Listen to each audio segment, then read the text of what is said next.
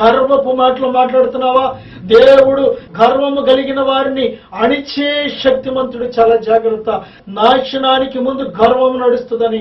గర్వం వల్ల ఎంతో మంది పడిపోయారు, చెడిపోయారు. వేషధారి మాటలు. ప్రియులారా, లోపల ఒకటి ఉంచుకొని బయటకు ఒకటి మాట్లాడడం, బయటకు ఒకటి మాట్లాడడం, లోపల ఇంకొకటి ఉంచుకోవడం, ఇదంతా వేషధారుల మాటలు. చాలా జాగ్రత్త.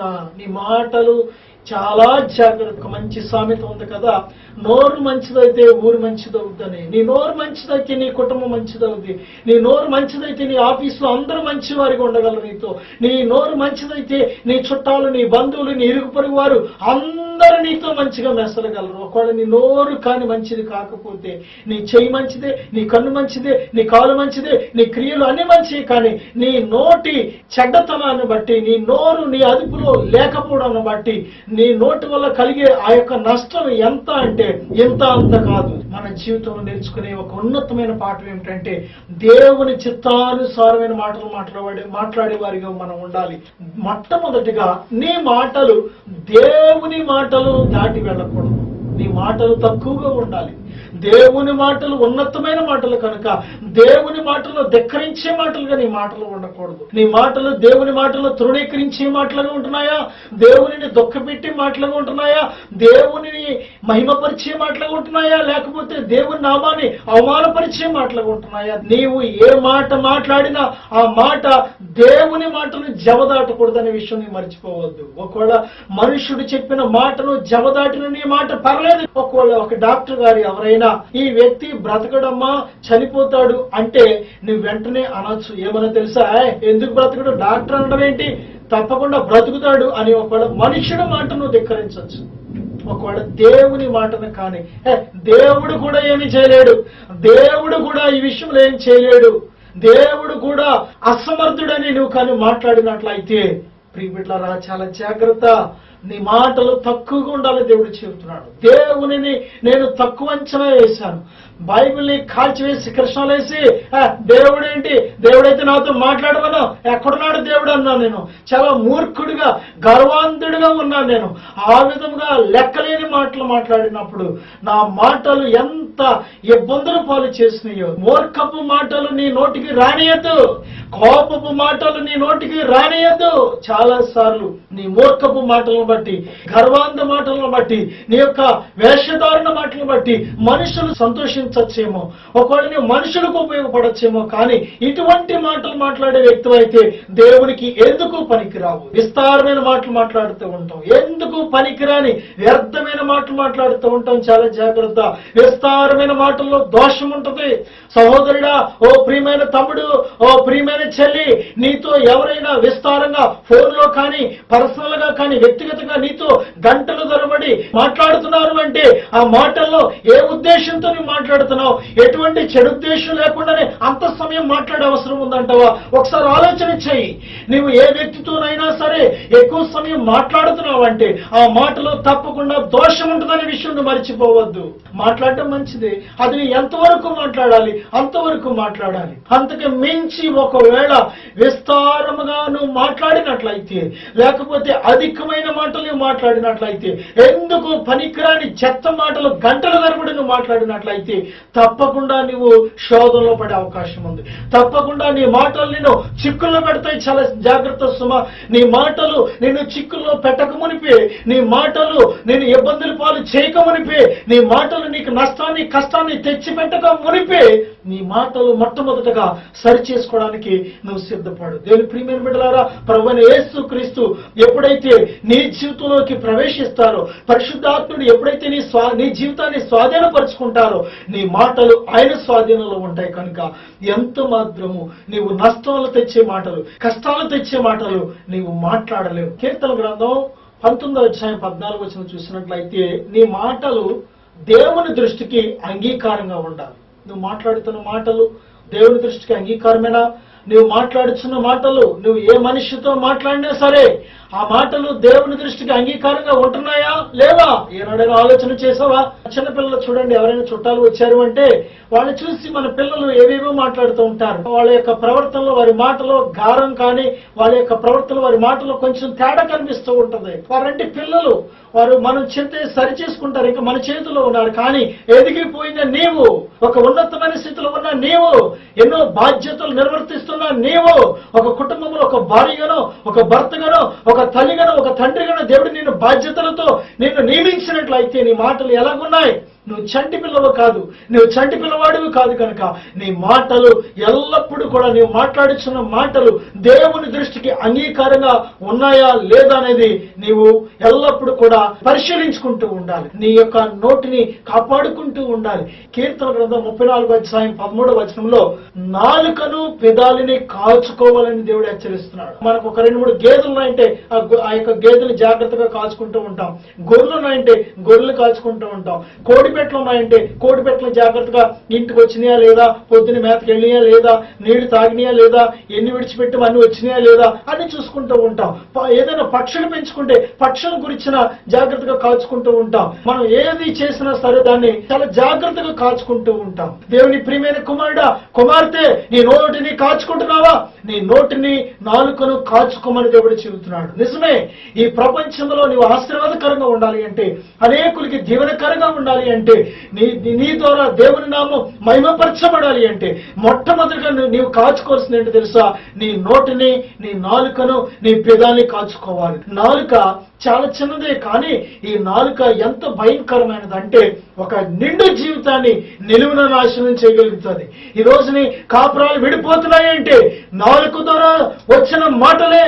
ఈ రోజుని జీవితాలు ఆత్మహత్యలు చేసుకుంటున్నాయంటే వారి వెనుక ఏదో నాలుక ఏదో మాట మాట్లాడింది.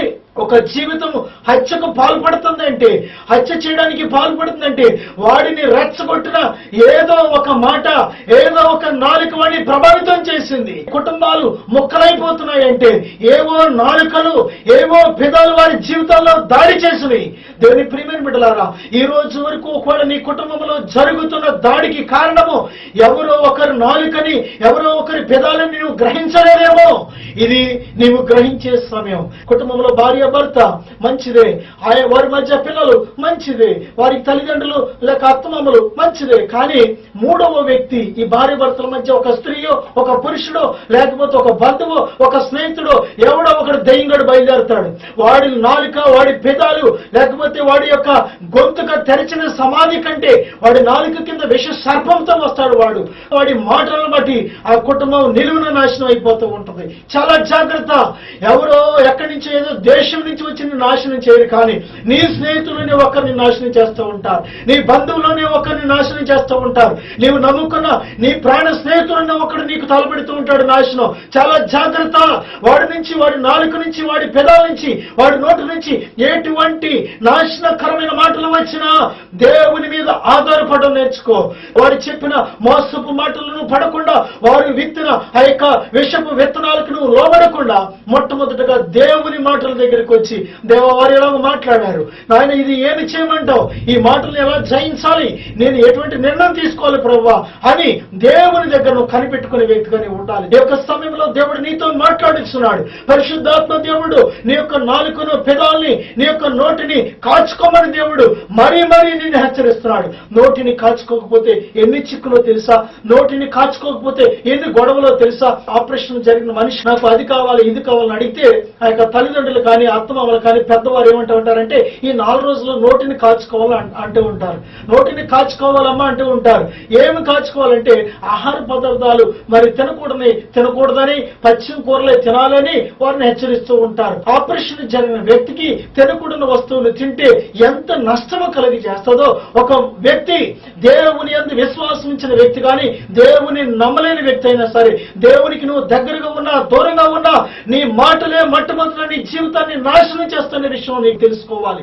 దేవుని ప్రియమైన కుమారుడా, ప్రియమైన కుమార్తె, నీ యొక్క నాలుక, నీ యొక్క పెదాలు, నీ నోరు ఎప్పుడైతే దేవుని స్వాధీనంలోకి వస్తుందో అప్పుడే నీ జీవితంలో క్షేమం ప్రారంభమవుతుంది, అప్పుడే నీ జీవితంలో ఆశీర్వాదం ప్రారంభమవుతుంది అనే విషయం మర్చిపోవద్దు. భక్తుడైన దావీదు చెప్తున్నాడు కదా, భక్తిహీనులు నా యొద్ద ఉన్నప్పుడు నేను కీడు మేలు ఏది మాట్లాడకుండా మౌనంగా ఉన్నాను అంటున్నాడు. కొన్నిసార్లు చాలా గొప్ప ఉన్నతమైన జవాబు ఏంటో తెలుసా? నీవు వారు అడిగిన దానికి లేక లేకపోతే వారు నీ మీద చేసిన దాడికి జవాబు ఇవ్వడమే జవాబు కాదు, కానీ నీవు మౌనంగా ఉండడం జవాబు. మౌనంగా ఉంటున్నప్పుడు ఎటువంటి శత్రువునైనా సరే తిరిగి నువ్వు మిత్రుడిగా పొందుకోగలవు. నీవు మౌనంగా ఉంటున్నప్పుడు ఎంత గొప్ప అపాయనైనా సరే మౌనంగా ఉండి నువ్వు జయించగలవు. ఎంత గొప్ప బంధాన్నైనా సరే, ఎంత చిన్న బంధమైనా పెద్ద బంధమైనా తెగిపోకుండా మౌనంగా ఉండి తిరిగి నువ్వు ఆ బంధాన్ని సంపాదించుకోగలవు. ఎటువంటి అపవాది వేసిన గొప్ప బాణాన్నైనా సరే, అపవాది చేసిన ఎటువంటి దాడినైనా సరే కేవలం మౌనంగా ఉండి నువ్వు జయించగలవు. ఊరు కొనుక మాట్లాడితే వాడు నాశనాన్ని తెచ్చుకుంటాడని బైబిల్ చెబుతుంది. ఊరుకోకుండా మాట్లాడేవాడు, ఏదో ఒకటి మాట్లాడేవాడు తప్పకుండా తన జీవితానికి ఏదో కష్టాన్ని తెచ్చుకుంటూ ఉంటాడు. దేవుని ప్రియమైన బిడ్డలారా, నీ మాటలు చాలా జాగ్రత్త. తొందరపడి మాట ఇస్తున్నావా, ఆ మాటను నెరవేర్చలేకపోతున్నావు. దేవుడికి మాట ఇచ్చి ఆ మాటను నెరవేర్చలేకపోవడం, మనుషులకు మాట ఇచ్చి ఆ మాటను నెరవేర్చలేకపోవడం. నీ మాట అవునంటే అవును, కాదంటే కాదని ఉండాలి. కానీ వీటికి మించిన అబద్ధపు మాటలు వచ్చినాయి అంటే, అపవిత్రమైన మాటలు వచ్చినాయి అంటే, దేవునికి విరోధమైన మాటలు నీ నోటి నుంచి వస్తున్నాయంటే, దేవుని దుఃఖపెట్టే మాటలు నీ నోటి నుంచి వస్తున్నాయంటే అపవాది నీ జీవితంలో దాడి చేస్తున్నాడేమో, లేకపోతే నువ్వు ఎక్కడైనా తొలగిపోయి పాపంలో పడిపోయావేమో. పాపం ఎక్కడైతే ఉందో వారి నోటి నుంచి వచ్చే మాటలు పాపపు మాటలు వస్తాయి. ఎవరి జీవితంలో అయితే అంతరంగంలో పాపం ఉంటుందో వారి యొక్క హృదయం లోపల నుంచి వచ్చే తలంపులు మాటల రూపంలో పాపపు మాటలే బయటికి వస్తాయి. ఒక వ్యక్తిని టెస్ట్ చేయాలి అంటే తన యొక్క గుండెను కోసి చేర్చక్కర్లేదు, తన మెదడును తీసి ఎటువంటి వ్యక్తి ఆలోచన చేయక్కర్లేదు, కానీ ఆ మాటను బట్టి ఆ వ్యక్తిని మనం నిర్ణయించగలం. దేవుని ప్రియమైన కుమారుడా, కుమార్తె, నీ మాటలు ఎలాగున్నాయి? నీ మాటలు ఒకవేళ నీ స్నేహితులకు సంతోషం వచ్చేమో, కానీ నీ మాటలు దేవుని దృష్టికి అంగీకారంగా ఉన్నాయా? దేవుని సంతోషపెట్టే మాటలుగా, దేవుని నామాన్ని మహిమపరిచే మాటలుగా ఉన్నాయా? నిన్ను సంతోషపెట్టే మాటలు, నిన్ను పొగడుకునే మాటలు, లేకపోతే దేవుడు తగ్గించి నిన్ను నీవు హెచ్చించుకునే మాటలు మాట్లాడినట్లయితే ఆ మాటలు ఇప్పుడే విడిచిపెట్టాయి. తెలివి గల మాటలకు చెవి ఎక్కాలి. మనం మాట్లాడటమే కాదు, కానీ తెలివైన మాటలు, జ్ఞానమైన మాటలు, పరిశుద్ధమైన మాటలు, నిన్ను బాగు చేసే మాటలు, హెచ్చరిక చేసే మాటలు, నేను గద్దించే మాటలు, నిన్ను ప్రేమించి నీ బాగును కోరి నిన్ను గద్దించి ఎటువంటి గద్దింపు మాటలైనా సరే వాటికి ఏం చేయాలంటే నువ్వు చెవి ఎక్కాలి, ఆలకించాలి. ఆ మాటలు ఆలకించడానికి ప్రయత్నించాలి. మంచి మాటలు, నీకు ఉపయోగపడే మాటలు ఎవరైనా చెబుతున్నప్పుడు వారిని తిరస్కరించి నీవే మాట్లాడడానికి ప్రయత్నించకూడదు. ఎప్పుడైతే నీవు ఆ యొక్క తెలివైన మాటలు, జ్ఞానమైన మాటలు, నీకు మేలు చేసే మాటలు, నేను గద్దించి హెచ్చరించి బుద్ధి చెప్పే ఎటువంటి మాటలైనా సరే ఎప్పుడైతే నువ్వు చెవి ఎగ్గుతావో నీకు చాలా ఆశీర్వాదకరం. చాలా జాగ్రత్తగా ఉండండి ప్రియబిడ్డలారా. ప్రభు చెప్తున్నారు కదా, వినుటకు వేగిరపడాలంట, మాట్లాడుటకు నిదానించాలంట. నిదానం కావాలి మనం మాట్లాడుతున్నప్పుడు. నిదానం. ప్రతి విషయం, ఇది మాట్లాడేది మంచిదా కాదా, ఈ మాట్లాడే మాట మా తల్లిదండ్రులను బాధ పెడుతుందా, ఈ మాట నేను మాట్లాడే మాట నా భర్తను బాధ పెడుతుందా అని ఆలోచన చేయాలి. నేను మాట్లాడే మాట నా భార్య హృదయాన్ని గాయపరుస్తుందా అనే ఆలోచన చేయాలి. నీవు మాట్లాడే మాట నీ తల్లిని బాధ పెడుతుందా, దుఃఖపరుస్తుందా ఆలోచన చేయాలి. నువ్వు మాట్లాడే మాట నీ తండ్రిని బాధ పెడుతుందా ఆలోచన చేయాలి. నువ్వు మాట్లాడే మాట నీ సేవకుల్ని బాధ పెడుతుందా, నీ తోటి విశ్వాసులు ఎక్కడైనా దుఃఖపెడుతున్నది ఆలోచన చేయాలి. నీవు మాట్లాడుతున్న మాట దేవుని దుఃఖపెడుతుందని ఆలోచన చేయాలి. జ్ఞానమైన మాటలు ఎక్కడ దొరుకుతాయి? దేవుని సన్నిధిలో దొరుకుతాయి. దేవుని యొక్క జీవ గ్రంథమైన జ్ఞాన వచనాలు కలిగిన ఈ బైబిల్ చదువుతున్నప్పుడు దొరుకుతుంది. కనుక దేవుని మాటలు ఎంతకాలమైతే నువ్వు చదవకుండా వినకుండా ఉంటావో అంతకాలము అజ్ఞానమైన మాటలు మాట్లాడతావు. బైబిల్ గ్రంథంలో సామెతలో ఉన్న జ్ఞానవచనాలు ఈ ప్రపంచంలో ఏ పుస్తకంలోనూ లేవు.